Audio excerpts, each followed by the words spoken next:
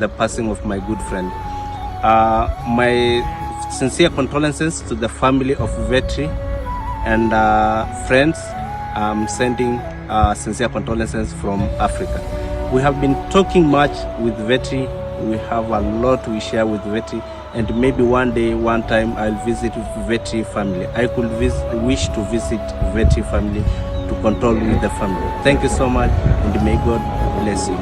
Asante.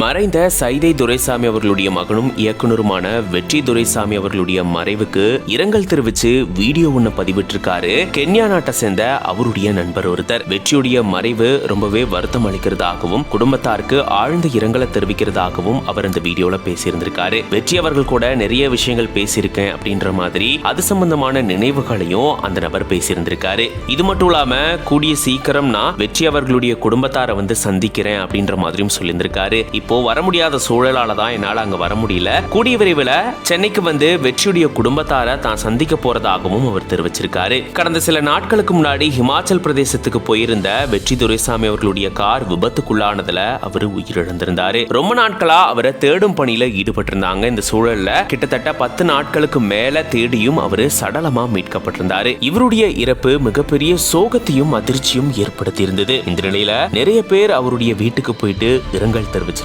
இந்த சூழல தான் அவருடைய நண்பரான கென்யா நாட்டை சேர்ந்த ஒருத்தர் இப்போ இவருடைய இறப்புக்கு இரங்கல் தெரிவிச்சு வீடியோ பதிவிட்டிருக்காரு.